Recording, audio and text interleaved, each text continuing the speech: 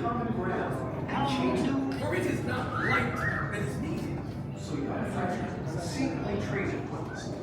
Douglas writes a detailed letter to Lincoln spelling out his vision of special forces.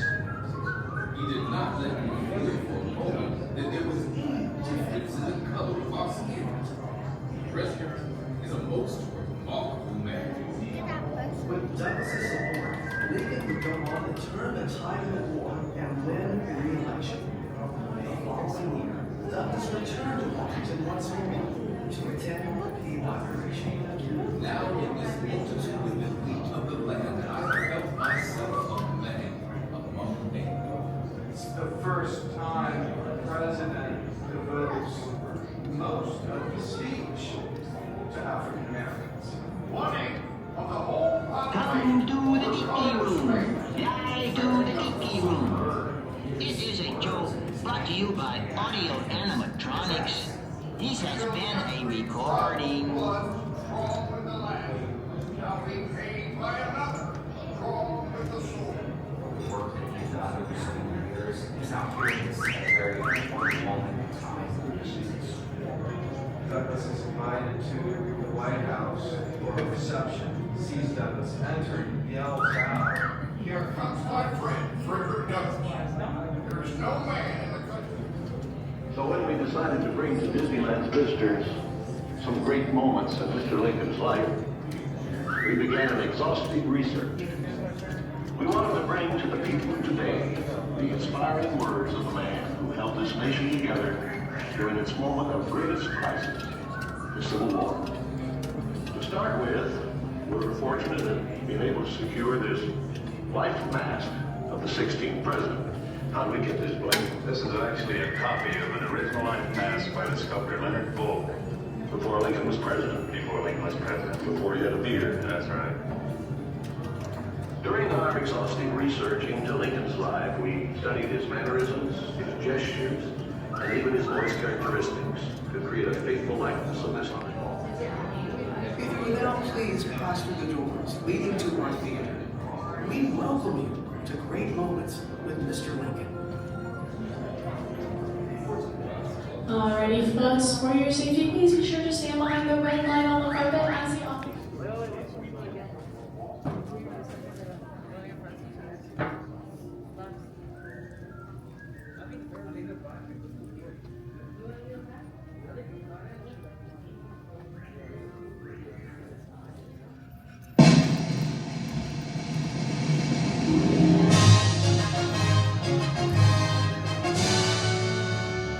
Ladies and gentlemen, we welcome you to Great Moments with Mr. Lincoln.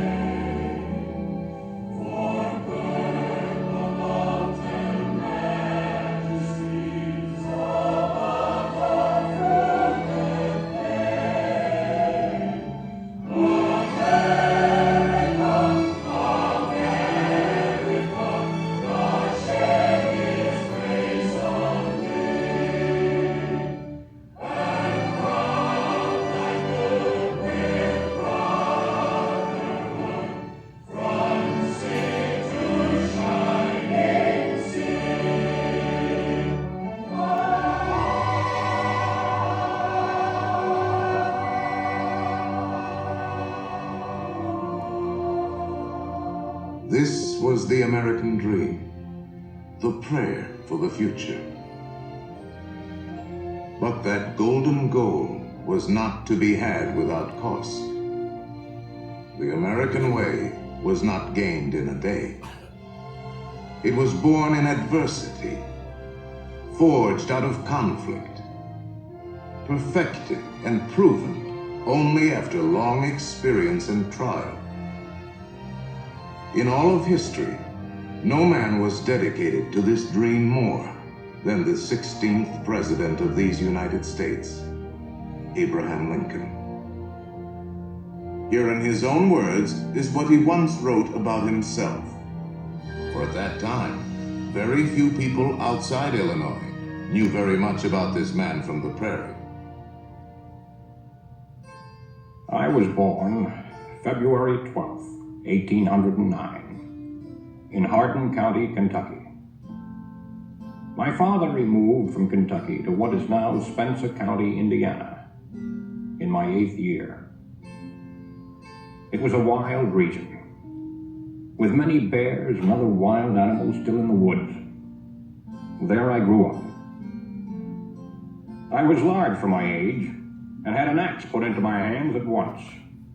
And from that to my 23rd year, was almost constantly handling that most useful instrument. I think that the aggregate of all my schooling did not amount to 1 year. At 21, I came to Illinois. Thought of trying to study law. Rather thought I could not succeed at that without better education. I borrowed some law books, took them home, and went at it in good earnest. In 1854, the law profession had almost superseded the thought of politics in my mind, when the repeal of the Missouri Compromise aroused me as I had never been before. What I have done since then is pretty well known. If any personal description of me is thought desirable, it may be said I am in height, 6 feet 4 inches, nearly, lean in flesh, weighing on an average of 180 pounds, dark complexion, with coarse black hair and gray eyes, and no other marks or brands recollected. Yours very truly, A. Lincoln. Abraham Lincoln became president faced with the terrible threat of civil war, a thing he dreaded, yet a calamity he was prepared to meet if he must. Without union, the Constitution is only a piece of paper. I know there is a God, and that he hates injustice and slavery. I see the storm coming. I know his hand is in it. If he has a place, work for me. And I think he has. I believe I'm ready. And with God's help, I shall not fail.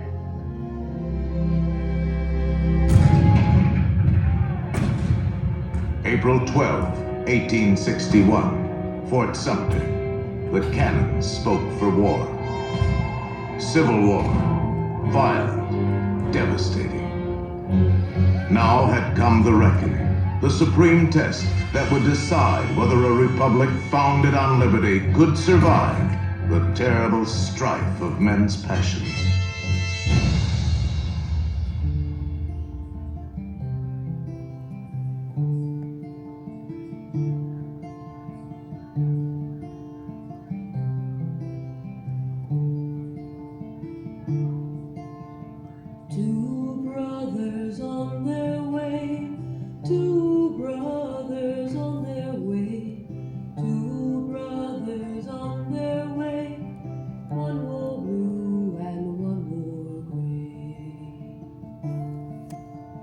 One more blue and one more gray, as they marched along their way. The fife and drum began to play, all on a beautiful morning.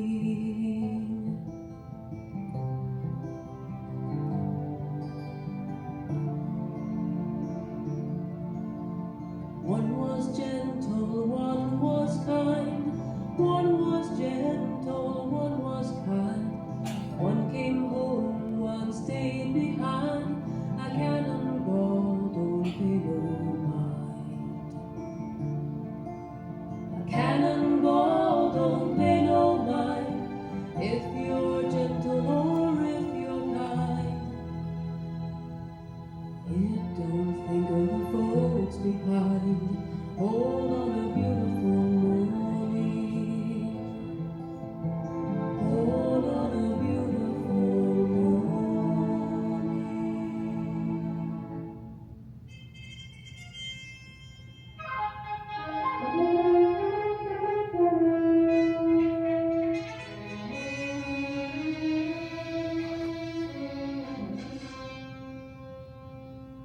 407 years ago, our fathers brought forth on this continent a new nation, conceived in liberty and dedicated to the proposition that all men are created equal. Now we are engaged in a great civil war, testing whether that nation, or any nation so conceived and so dedicated, can long endure. 10 brief sentences, so simple, so direct. Abraham Lincoln had not expected his words to live beyond their temporary moment, but time and history would dictate otherwise. And so today, his Gettysburg Address is immortal, a rich and treasured part of our country's heritage.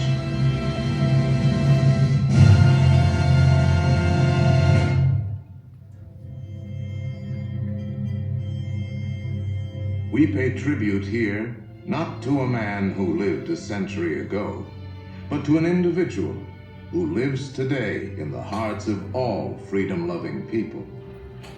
His prophetic words are as valid for our time as they were for his.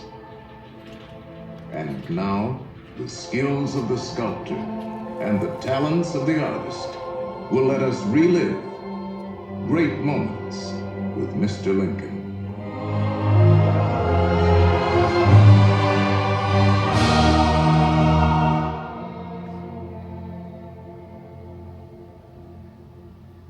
The world has never had a good definition of the word liberty.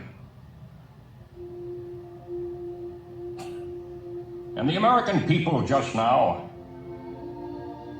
are much in want of one.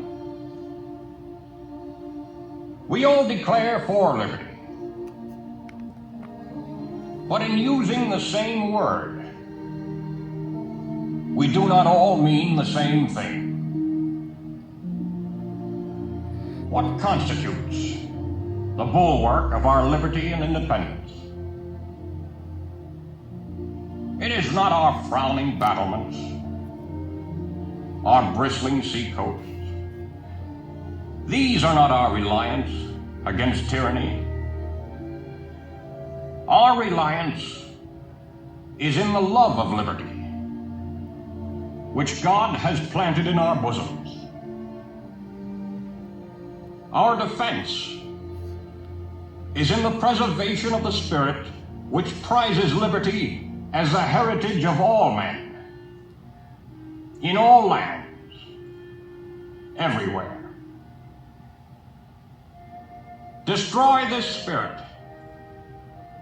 and you have planted the seeds of despotism around your own doors.